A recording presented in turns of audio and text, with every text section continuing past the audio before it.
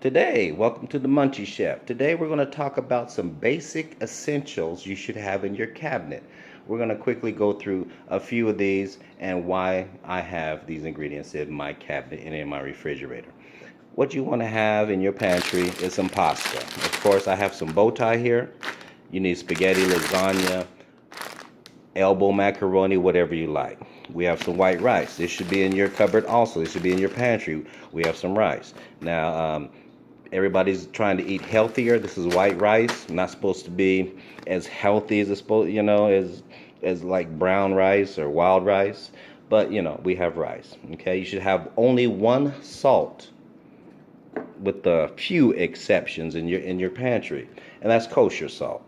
And the reason why you want kosher salt, it's easier to control the salt amount you put in your food.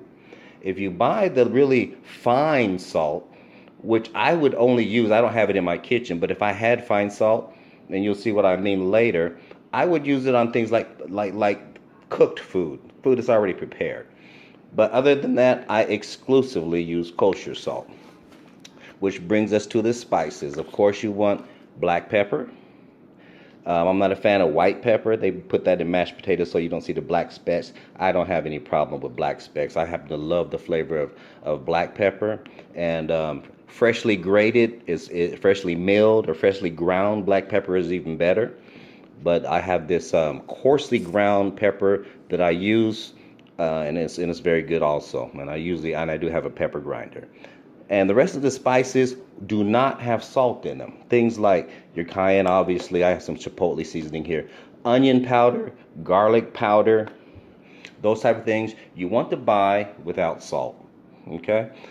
Always get your onion powder. Don't get the onion salt. Don't get the soul seasoning. Don't get the lemon, because the lemon pepper stuff, all those mixed things have salt in them.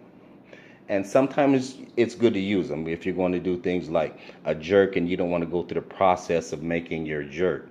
There's a dry jerk seasoning, but you got to be careful. Not only does it have salt in it, it also has sugar in it. You'll find a lot of these spices have a lot of sugar.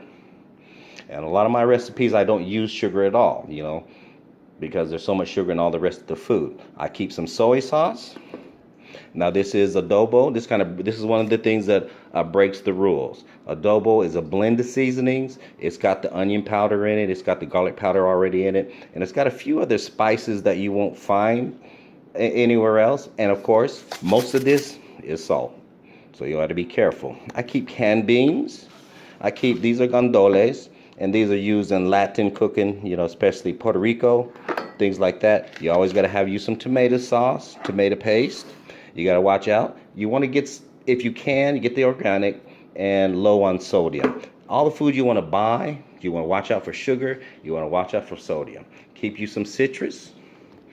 Hey, don't be afraid to experiment with seasonings. I have cumino seeds. I have bay leaves. I have Hungarian paprika. I have a whole bunch of spices. Don't be afraid to buy spices. Very essential. This is how you tell a chef from a cook. A chef, you will always know they have these things in the refrigerator no matter what. And pantry. Celery, carrots, onion, garlic.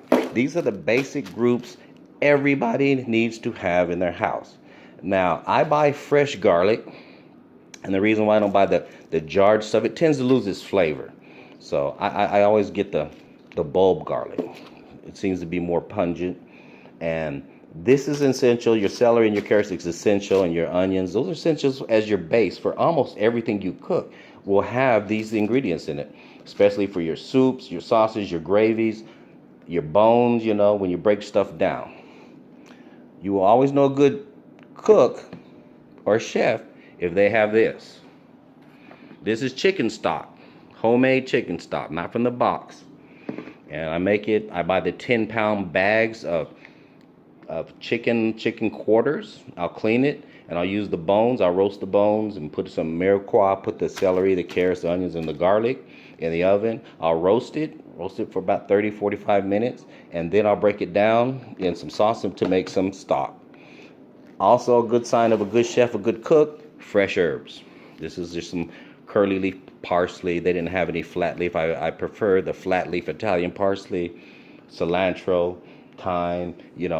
Buy fresh if you can. Black beans, once again, keep you some beans. I keep dry beans also, but in a pinch, black beans is good for the type of food, my girlfriend likes. She's from Puerto Rico, so I have a lot of beans. Oil, of course, you want virgin olive, extra virgin olive oil, and I have canola oil also. So these are just some of the basic things you need in your kitchen to get you going. This is the Munchie Chef. Take care.